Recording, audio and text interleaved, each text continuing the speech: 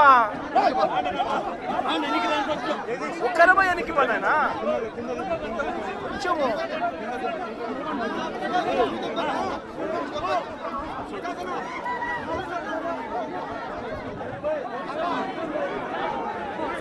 నేను కూర్చోండి కూర్చోమ్మా కూర్చోలేనా కూర్చోండి అదే కూర్చో స్వామి కూర్చోండి కనపడదు కదా కూర్చుంటే కనపడుతుంది కూర్చో స్వామి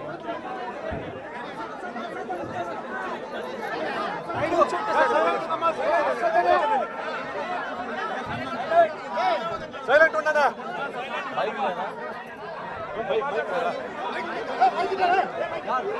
బైక్ లేదా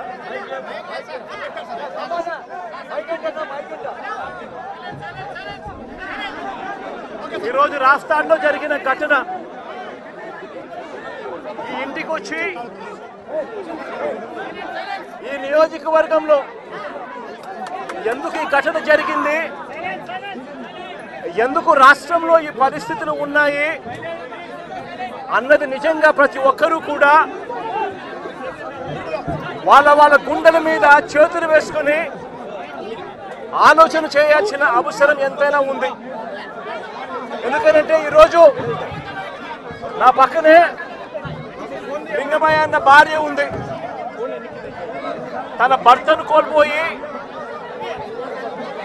తన ఏం చేయాలో అర్థం కాని పరిస్థితిలో ఈరోజు లింగమయ్య అన్న భార్య నా పక్కన నిల్చొని ఉంది.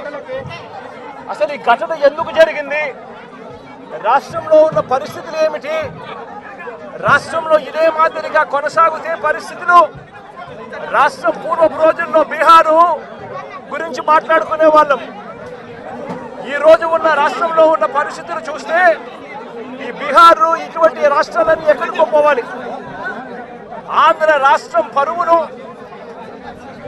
దేశంలో కన్నా కూడా రోడ్డును పడేసిన పరిస్థితులు ఈ రాష్ట్రంలో ఈ రోజు చంద్రబాబు నాయుడు గారి పరిపాలనలో కనిపిస్తా ఉన్నాయి. నేను అడుగుతా ఉన్నా, ఇదే పెద్ద మనిషి చంద్రబాబు నాయుడు గారిని అడుగుతా ఉన్నా, రాష్ట్రంలో ఇంత దిగజారిన రాజకీయ పరిస్థితులు, దిగజారిన లా అండ్ ఆర్డర్ పరిస్థితులు, రెడ్ బుక్ పరిపాలన ఎందుకు కొనసాగనిస్తా ఉన్నారు అని చెప్పి నేను అడుగుతా ఉన్నా. ఇదే రాష్ట్రంలో మొన్నటికి మొన్న 57 చోట్ల ఎన్నికలు జరిగాయి. ఈ 57 చోట్లకు జడ్పీ చైర్మన్లు ఎన్నుకునే కార్యక్రమం కానీ, ఎంపీపీ వైస్ ఎంపీపీలను ఎన్నుకునే కార్యక్రమం కానీ, కోఆప్షన్ సభ్యులను ఎన్నుకునే కార్యక్రమాలు కానీ, ఉప సర్పంచ్ ఎన్నుకునే కార్యక్రమాలు కానీ, వీటి అన్నింటిలోనూ కూడా 57 చోట్ల రాష్ట్రంలో ఎన్నికలు జరిగితే 7 చోట్ల చంద్రబాబు నాయుడు గారికి వాతావరణం సరిగ్గా లేదు అని, తాను గెలిచే పరిస్థితి ఎక్కడా కూడా కనిపించడం లేదు అని, ప్రలోభాలు పెట్టడానికి ఇంకా సమయం కావాలి అని ఏకంగా 7 చోట్ల ఎన్నికలు చంద్రబాబు నాయుడు గారు పోస్ట్పోన్ చేయించారు. మరో 50 చోట్ల ఎన్నికలు అనివార్య పరిస్థితుల్లో, ఇక జరగక తప్పని పరిస్థితిలో, అంటే చంద్రబాబు నాయుడు గారు ఎంత భయపెట్టినా ఎంత ప్రలోభాలు పెట్టినా కూడా ఎవరు కూడా లొంగని పరిస్థితి కనిపించిన నేపథ్యంలో ఎన్నికలు జరపక తప్పని పరిస్థితిలో జరపాల్సి వచ్చింది. నేను అడుగుతా ఉన్నా, ఈ 50 చోట్ల ఎన్నికలు జరిగితే ఏకంగా 39 చోట్ల వైఎస్ఆర్సీపీ గెలిచింది.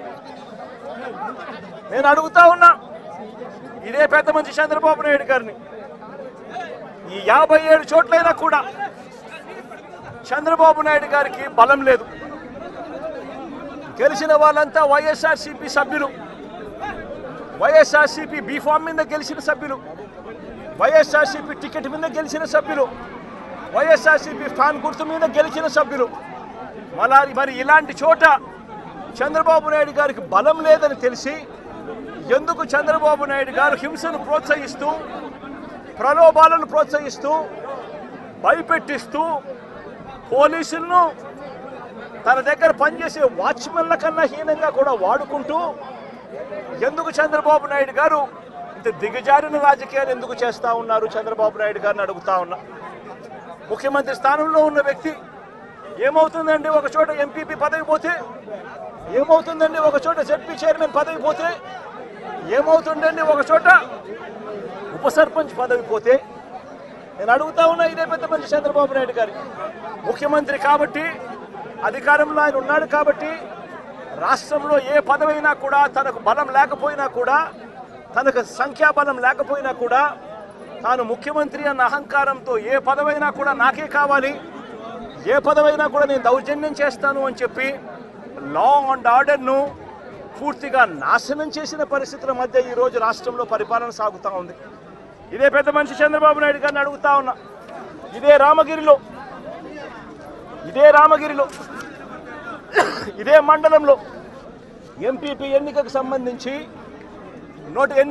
ఎంపీపీ ఎన్నికకు సంబంధించి నోటిఫికేషన్ ఇచ్చారు.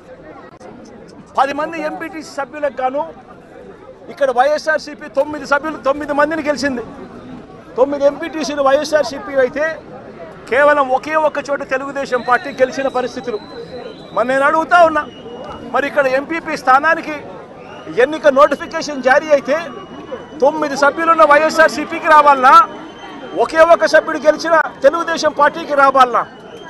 మరి ఎందుకు చంద్రబాబు నాయుడు గారు ఈ మాదిరిగా ప్రతి చోట కూడా వాళ్ళ ఎమ్మెల్యేలను రెచ్చగొడతా ఉన్నారు, ప్రతి చోట కూడా అప్పుడు స్థానిక ప్రజాప్రతినిధులను రెచ్చగొడతా ఉన్నాడు, పోలీసులను దుర్వినియోగం చేస్తూ ఉన్నారు.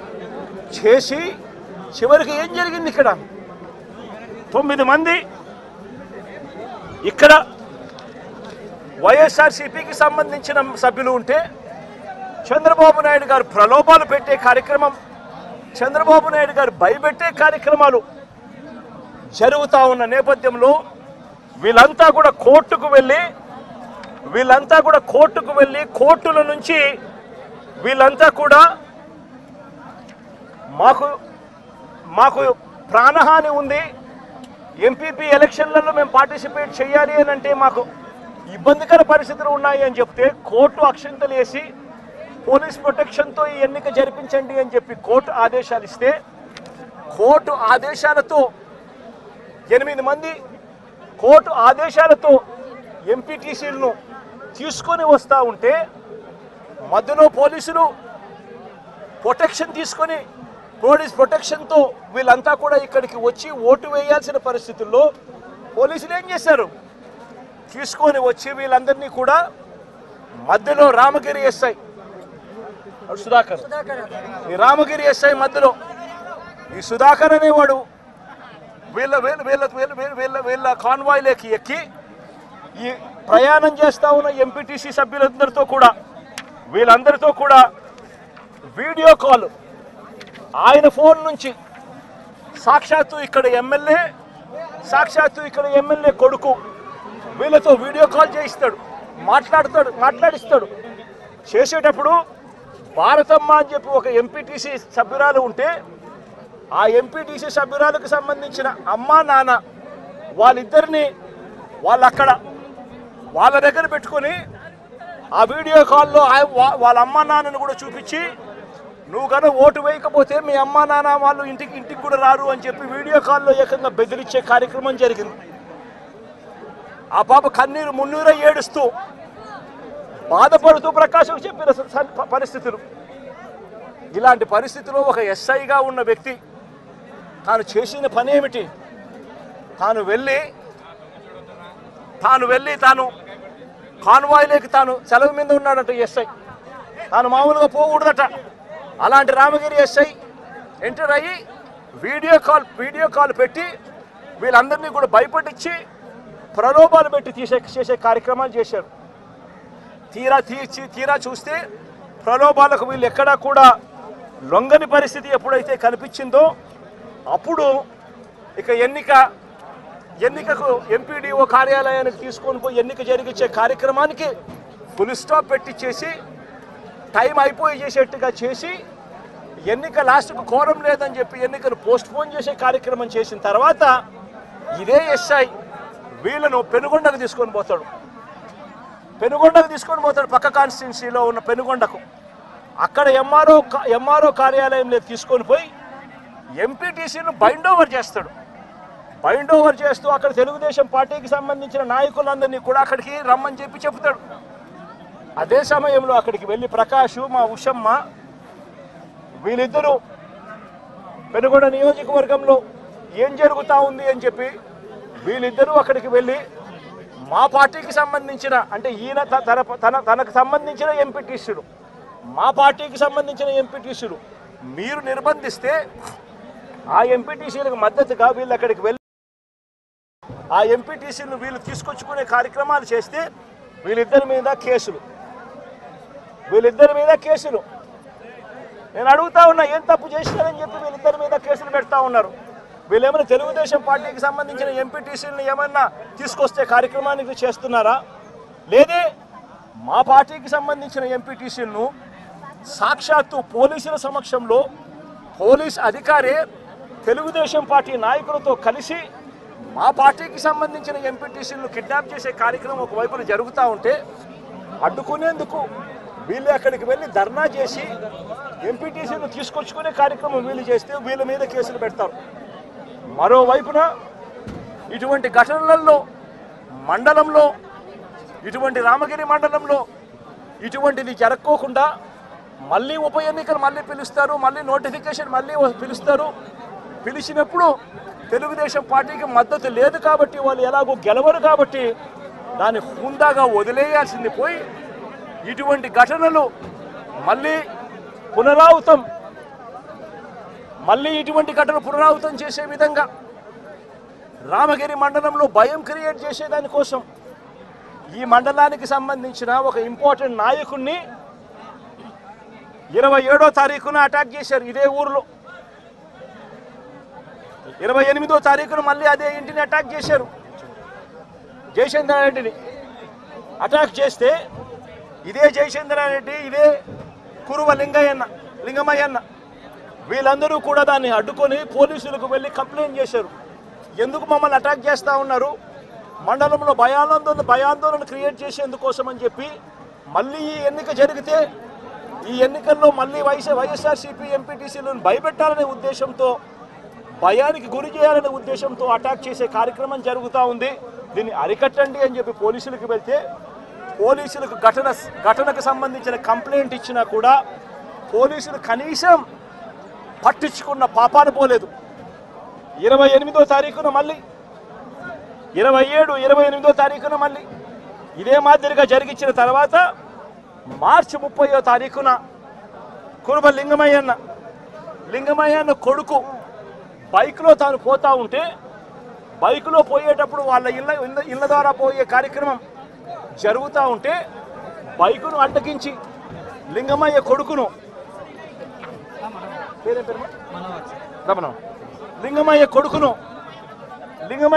అటాక్ చేస్తారు.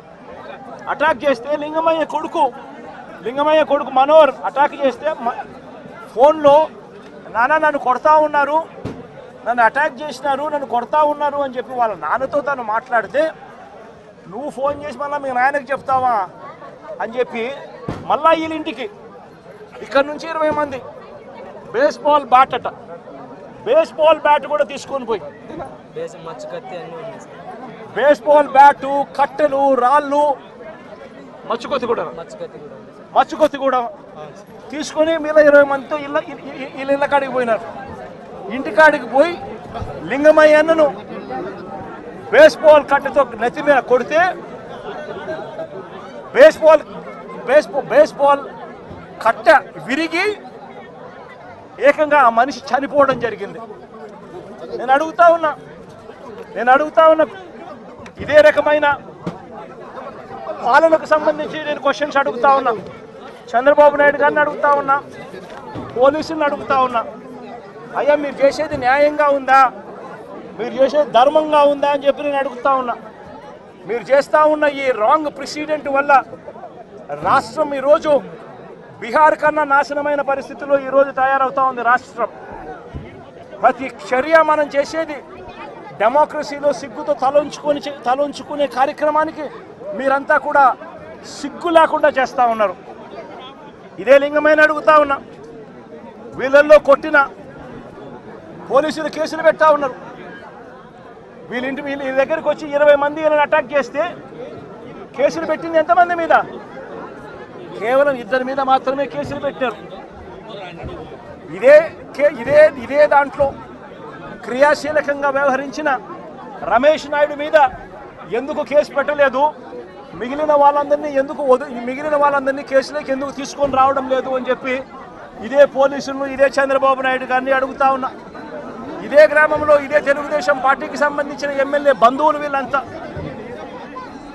బంధువులను తెలిసినా కూడా రెచ్చగొట్టే కార్యక్రమం సాక్షాత్తు ఈ ఎమ్మెల్యే కొడుకు ఇక్కడికి వచ్చి ఈ గ్రామంలో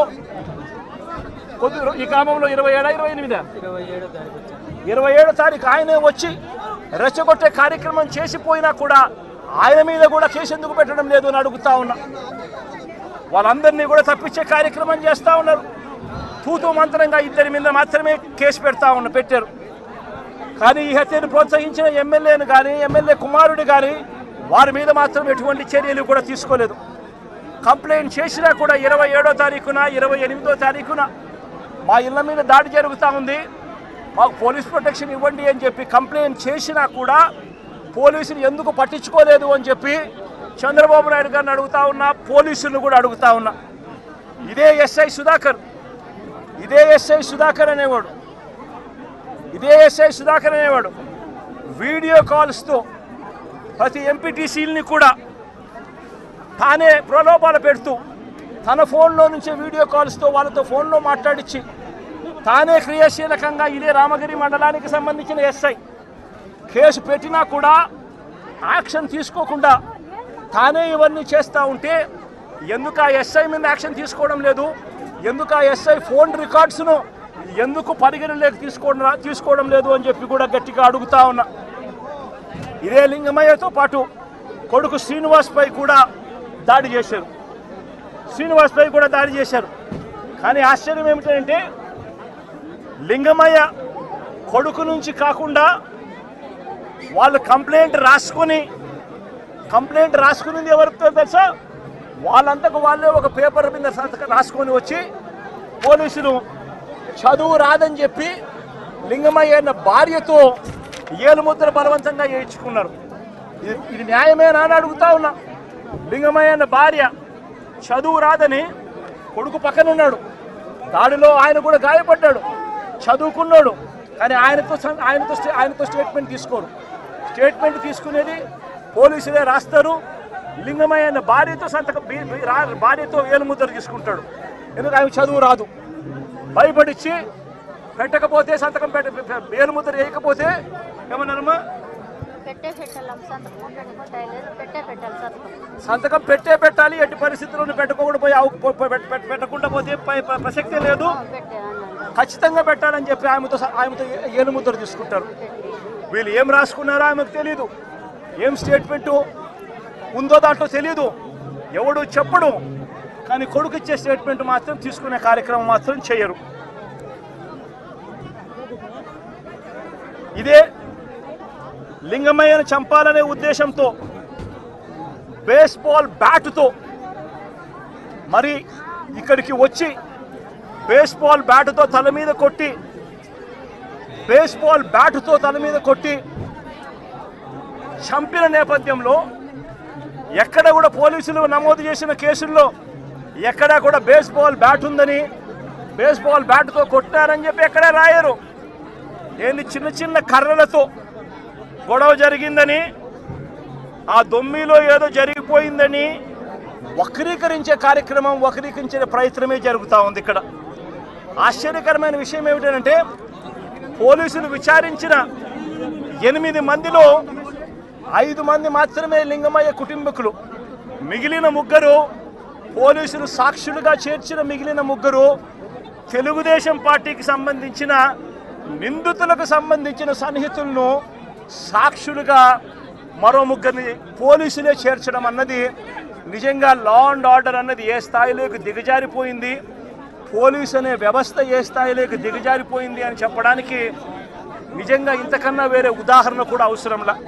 అంటే వీళ్ళే మనుషులను తప్పించేదానికోసం సాక్షులను కూడా వీళ్ళకి కావాల్సిన సాక్షులను మాత్రమే వీళ్ళు ఇప్పుడే యాడ్ చేసుకొని దానికి మళ్ళా లింగమయ్య అన్న భార్యతో ఏలుముద్ర చేయించుకొని వీళ్ళంతకు వీళ్ళే కేసును బిల్డప్ చేస్తూ ఉన్నారనంటే ఇంతకన్నా దారుణమైన పోలీసు వ్యవస్థ ప్రపంచ చరిత్రలో ఎక్కడైనా ఉంటుందా అని అడుగుతూ ఉండ. వీళ్ళంతకు వీళ్ళే తప్పుడు సాక్ష్యాలు క్రియేట్ చేసి వీళ్ళంతటికి వీళ్ళే కేసును నీరు కార్చే కార్యక్రమం జరుగుతూ ఉంది. నేను ఒకటే చెప్తా ఉన్నా, ఇక్కడ రామగిరిలో జరిగిన విషయమైనా కానీ రాష్ట్ర వ్యాప్తంగా వీళ్ళు చేస్తూ ఉన్న అన్యాయాలు అయితేనేమి, తిరుపతిలో డిప్యూటీ మేయర్ ఉప ఎన్నిక జరిగితే ఏకంగా బస్సులో ఉన్న కార్పొరేటర్లను ఏకంగా పోలీసులు ఆధ్వర్యంలోనే అడ్డగించి ఏకంగా బస్సులో ఉన్న కార్పొరేటర్లు బస్సులో ఉన్న ఎమ్మెల్సీను ఏకంగా పోలీసుల ఆధ్వర్యంలోనే కిడ్నాప్ చేసుకుని తీసుకొని పోవడం ఏ స్థాయిలోకి దిగజారిపోతా ఉందో నేను అడుగుతా ఉన్నా. చంద్రబాబు నాయుడు గారి సొంత నియోజకవర్గం రామకుప్పంలో జరిగిన ఎంపీపీ ఎన్నిక కూడా అదే పరిస్థితి. ఇదే మాదిరిగా దౌర్జన్యంతోనే ఎన్నిక జరిగించే కార్యక్రమం చేసినారు. పశ్చిమ గోదావరి జిల్లాలో జరిగిన అత్తిలి ఎంపీపీ ఎన్నిక చూసినా ఇదే దౌర్జన్యమే కనిపిస్తుంది. ఎక్కడా వీళ్ళకి సంఖ్యాబలం లేదు, అయినా కూడా దౌర్జన్యంతోనే గెలవాలి అని చెప్పి దౌర్జన్యాలు చేసిన పరిస్థితులే కనిపిస్తూ ఉన్నాయి. విశాఖపట్నంలో కూడా ఇప్పుడు ఏం జరుగుతూ ఉంది? 98 మంది సభ్యులుంటే 56 మంది సభ్యులు వైఎస్ఆర్సీపీ బీఫామ్ మీద వైఎస్ఆర్సీపీ సింబల్ మీద గెలిచిన వాళ్ళు. మరి తెలుగుదేశం పార్టీకి ఎక్కడ ఉంది స్ట్రెంత్ అని అడుగుతా ఉన్నా. ఇక్కడ కూడా దౌర్జన్యం చేస్తూ క్యాంపులో ఉన్న వైఎస్ఆర్సీపీ సభ్యులను సైతం భయపెట్టే కార్యక్రమాలు చేస్తూ ఉన్నారు. ఇళ్ళకి వెళ్ళి వాళ్ళ భార్యలను భయపడిస్తూ మీ ఆయన ఎక్కడున్నాడో చెప్పకపోతే మిమ్మల్ని స్టేషన్లో పెడతామని చెప్పి భయపడిస్తూ ఉన్న పరిస్థితులు ఈరోజు రాష్ట్రంలో కనిపిస్తూ ఉన్నాయి. మరోవైపున చూస్తే రాష్ట్రంలో హత్య రాజకీయాలు ఏ స్థాయిలోకి దిగజారిపోయాయి అంటే ఏప్రిల్ 6వ తారీఖున మొన్న ఏప్రిల్ 6వ తారీఖున నంద్యాలలో ఈ మధ్యనే నంద్యాల జిల్లాలో సిరివెల్ల మండలంలో యార్లగడ్డ కాన్స్టిట్యున్సీ ఇందూరు ప్రతాప్ రెడ్డి అని చెప్పి మా పార్టీకి సంబంధించిన మండల కన్వీనర్ ప్రతాప్ రెడ్డిపై దారుణంగా హత్యాయత్నం చేశారు. ఇదే చంద్రబాబు నాయుడు గారు ఇదే ఇందూరు ప్రతాప్ రెడ్డి అనే వ్యక్తి దేవాలయంలోకి వెళ్ళి పూజ చేస్తూ ఉండగా దాడులు చేయించాడు.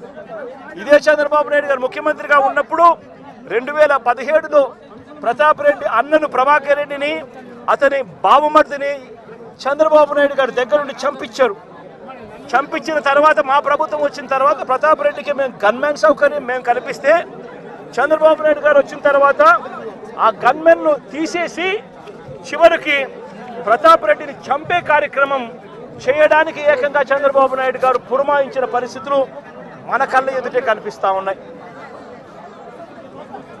మరోవైపున గత ఏడాది ఆగస్టు 3వ తారీఖున నంద్యాల జిల్లా మహానందిలో శ్రీశైలం నియోజకవర్గంలో సీతారాంపురంలో పసుపులేటి పెద్ద సుబ్బరాయుడు అతి దారుణంగా చంపిన ఘటన కూడా చూసాం. ఆ సుబ్బరాయుడు గారిని సుబ్బరాయుడు అన్నను చంపినప్పుడు నేను కూడా ఆ ఊరికి వెళ్ళి తనను పరామర్శించి ఎంత దారుణంగా చంపారు, జరిగినది ఎంత అన్యాయము అని చెప్పి కూడా ప్రశ్నించడం జరిగింది. ఆ ఊరు నుంచి కరెక్ట్గా 10-15 నిమిషాల్లోనే జిల్లా హెడ్ క్వార్టర్స్, అక్కడే ఎస్పీ ఉంటాడు. అయినా దగ్గరుండి హత్య చేయించడం జరిగింది. అదే గ్రామంలో వైఎస్ఆర్సీపీకి సంబంధించిన బీసీ నాయకుడు సుబ్బరాయుడును చంపించే కార్యక్రమం. ఆశ్చర్యం ఏమిటంటే సుబ్బరాయుడు కుటుంబ సభ్యులు పోలీసులకు ఫోన్ చేసి 2-3 గంటల కిందట కూడా ఫోన్ చేసి ఈ ఊరిలో ఘటన జరగబోతా ఉంది, బయట నుంచి వ్యక్తులందరూ కూడా మోహరించినారు అని చెప్పినా కూడా కనీసం వచ్చి కాపాడే ప్రయత్నం కూడా జరగల. గత ఏడాది జూలై 23వ తారీఖున పల్నాడు జిల్లా పెదకూరుపాడులో క్రొసూరులో వైఎస్ఆర్సీపీ నాయకుడు ఈద సాంబిరెడ్డిని కూడా ఇనుప రాడ్లతో దారి కాచి రోడ్డులో కారు ఆపి కొట్టి చనిపోయాడని చెప్పి వదిలేసి వెళ్ళిపోయిన ఘటన. చివరకు తను హాస్పిటల్లో చేరడం, బ్రతకడం, ఈ రోజుకి కూడా తనకు 2 కాళ్ళు 2 చేతులు కూడా ఈ రోజుకి కూడా ఆపరేషన్ల మీద ఆపరేషన్ చేసి అవి బతికించే కార్యక్రమాలు ఈ రోజుకి కూడా జరుగుతూ ఉంది. పల్నాడు జిల్లా వినుకొండలో గత ఏడాది జూలై 17వ తారీఖున వైఎస్ఆర్సీపీకి చెందిన రషీద్ అనే యువకుడిని దారుణంగా నరికి చంపిన పరిస్థితులు మన కళ్ళ ఎదుటే కూడా కనిపించాయి. ఈ ఘటన నేషన్ వైడ్ ఢిల్లీలో మేము దీక్ష చేస్తూ రషీద్ను చంపిన నడి రోడ్డు మీద చంపిన ఘటనను కూడా ఢిల్లీలో దీక్షను చేస్తూ యావత్ దేశానికి కూడా చూపించిన పరిస్థితి కూడా చూసాం. చంద్రబాబు నాయుడు గారి పరిపాలనలో ఈరోజు ఏం చేస్తూ ఉన్నారు అనంటే దొంగ సాక్ష్యాలను వీళ్ళే క్రియేట్ చేస్తూ ఉన్నారు. వీళ్ళే దొంగ సాక్ష్యాలను క్రియేట్ చేసి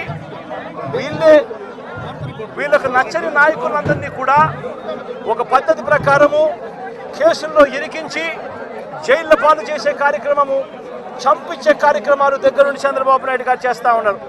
మొన్ననే పోసాని కృష్ణమురళిని చూసాం. పోసాని కృష్ణమురళి అనే వ్యక్తి సినిమాలో దర్శకుడు. ఆ మనిషి చేసిన తప్పల్లా ఏమిటంటే నంది అవార్డు తనకు ఇస్తే నంది అవార్డును తాను తీసుకోలేదు. తీసుకోకుండా కుల వివక్ష పాటిస్తున్నారు అని చెప్పి ఒక స్టేట్మెంట్ ఇవ్వడం ఆయన చేసిన తప్పు. 2017లో ఆయన చేసిన ఈ తప్పుకు ఈరోజు ఇన్ని సంవత్సరాల తర్వాత ఆయన మీద 18 కేసులు పెట్టి ఆయన జైళ్ళ చుట్టూ తిప్పి ఏకంగా నెల రోజుల పైనే ఆయన జైల్లో పెట్టించే కార్యక్రమాలు చేశారు. దళిత మాదిగ సామాజిక వర్గానికి సంబంధించిన మా లోక్సభ సభ్యుడు మాజీ లోక్సభ సభ్యుడు నందిగాం సురేష్ పై తప్పుడు కేసులు పెట్టి ఏకంగా 145 రోజులు అతన్ని జైల్లో పెట్టడం కూడా చేశారు.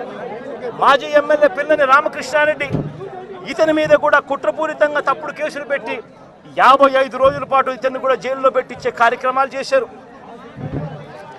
దాడులు చేసేది టీడీపీ వాళ్ళైతే జైల్లో పెట్టింది మా వాళ్ళను, వైఎస్ఆర్సీపీకి సంబంధించిన వాళ్ళను జైల్లో పెడతా ఉన్నారు.